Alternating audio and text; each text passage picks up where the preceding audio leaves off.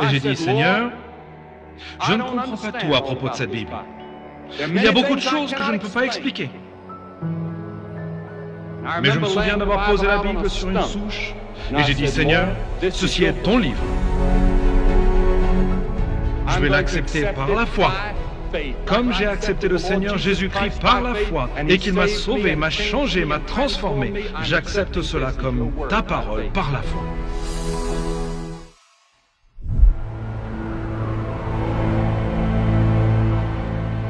Il s'agit de la 42e Broadway à New York, surplombant Times Square.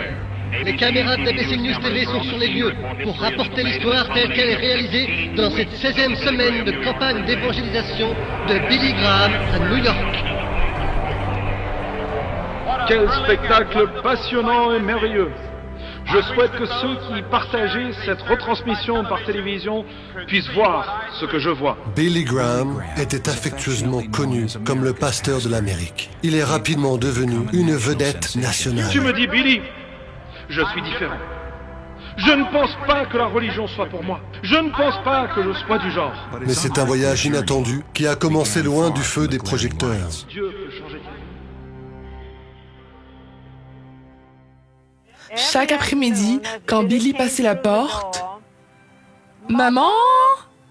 C'était ses premiers mots, et je savais que Billy était dans les parages. L'enfance de Billy, qui a grandi dans une ferme laitière de Caroline du Nord, a été aussi ordinaire que possible. Il a lu tous les livres de Tarzan, et ensuite il descendait dans les bois et essayait de jouer. Ça n'a pas trop bien marché. Lui et Melvin travaillaient à la ferme laitière. Melvin adorait le travail acharné. Billy Frank n'aimait vraiment pas faire des travaux physiques, il n'en faisait jamais. Mon frère s'intéressait principalement à deux choses, le baseball et les filles. Et je ne sais plus dans quel ordre. Même si Billy a grandi dans une église, à l'adolescence, il n'y allait qu'à contre-cœur. Lorsque l'évangéliste itinérant Mordecai Ham est venu en ville, il n'était pas surprenant que Billy ne veuille rien savoir. Lorsque Mordecai Ham est venu à Charlotte, j'ai pensé qu'il s'agissait d'une sorte de grand cirque ou d'un grand événement émotionnel et je n'ai pas envisagé d'y aller. Mais quelques semaines après le début du réveil, qui a duré 3 mois, la curiosité de Billy Frank a pris le dessus. Il a sauté sur le vieux pick-up d'un ami et s'est mis en route pour apercevoir le prédicateur. Je n'avais jamais vu une foule aussi nombreuse assister à une réunion religieuse. Je pense qu'il y avait 3 ou 4 000 personnes et cela m'a fait une grande impression. J'ai décidé que je voulais y retourner le soir suivant, puis le suivant, puis le suivant. À cette époque, j'avais acquis la conviction que j'étais un pécheur et que j'avais moi-même besoin de la rédemption, que j'avais besoin de Christ dans mon cœur. J'étais membre de l'Église, mais je savais quand même qu'il manquait quelque chose. Je savais que je n'avais pas cette relation personnelle avec Christ. Un soir, quand l'invitation a été donnée, j'ai juste dit « Seigneur, j'y vais ». Et c'était sur le dernier couplet de la dernière chanson qu'ils ont chanté. Et environ 400 personnes se sont avancées cette soirée-là, comme je l'ai fait. Et je me suis dit en moi-même, quel idiot je dois paraître devant tous mes ennemis ici. Mais je savais que quelque chose s'était passé. Ce fut un tournant décisif dans sa vie. Nous avons alors su que le Seigneur l'avait vraiment beaucoup touché. Il s'intéressait davantage à ce que le prédicateur avait prêché et voulait savoir où il pouvait aller et apprendre quelque chose sur la Bible. Le nouvel intérêt de Billy, ainsi que son amour du soleil et des grands espaces, l'ont conduit à s'inscrire à l'Institut biblique de Floride. C'est là qu'il a ressenti une vocation qu'il n'a pu renier. J'ai juste senti que Dieu me parlait. Et il a dit « Je veux t'utiliser ».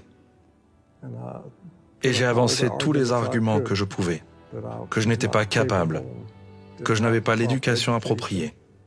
Mais Dieu m'appelait et je le savais. Alors je me suis mis à genoux et j'ai dit, « Seigneur, j'irai où tu veux que j'aille et je serai ce que tu veux que je sois. » Et j'ai dit, « Je suis à toi. »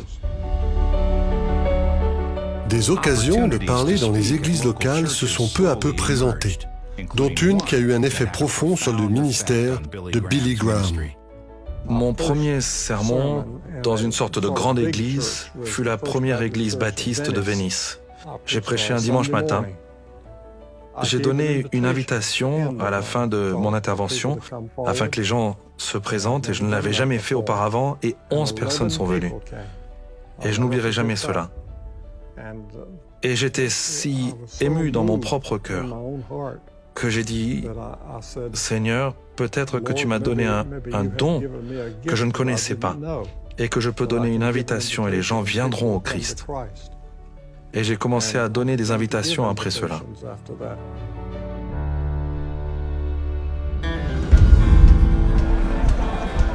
Et l'Écriture dit dans 2 Corinthiens que si quelqu'un est en Christ, il est une nouvelle créature.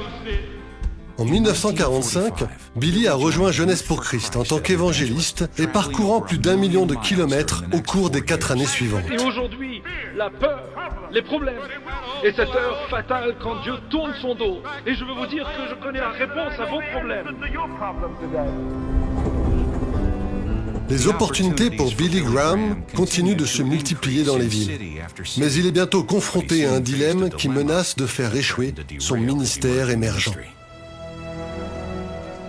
Il y avait un débat au sein de ses amis qui commençait à remettre en question les Écritures et à se demander pourquoi mon père croyait que toute la parole de la Bible était inspirée de Dieu. Les arguments étaient que l'on ne pouvait pas vraiment faire confiance aux Écritures et que seuls les fondamentalistes à l'ancienne pouvaient y croire.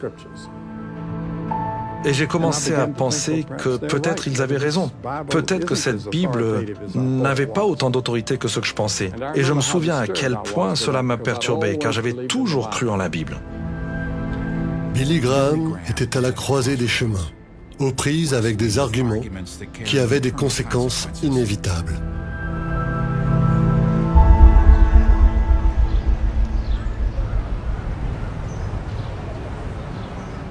Il était tourmenté par ce dilemme. Mais Billy a continué à étudier et à prier, sachant qu'il ne pouvait pas avancer tant que la question n'était pas réglée, une fois pour toutes.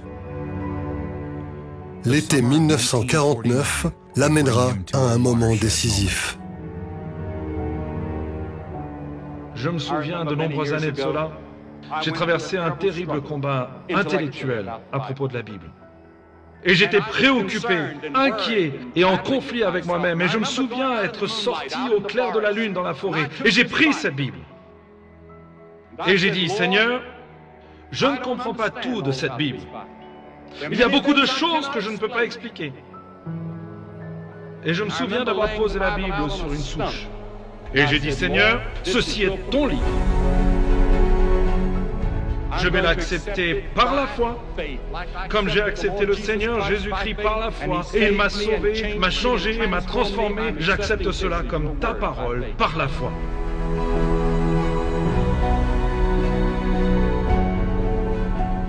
C'est une décision dont Billy dira plus tard qu'elle lui a donné une force durable et inébranlable. Je me souviens que j'avais l'habitude de préparer mes sermons en faisant un petit canevas, puis en déchirant une Bible et en les collant sous ces différents points. Et j'ai juste continué à citer les Écritures et à dire que la Bible dit et qu'elle a sa propre autorité intrinsèque et Dieu l'a honorée. La Bible dit, je suis le Seigneur, je ne change pas.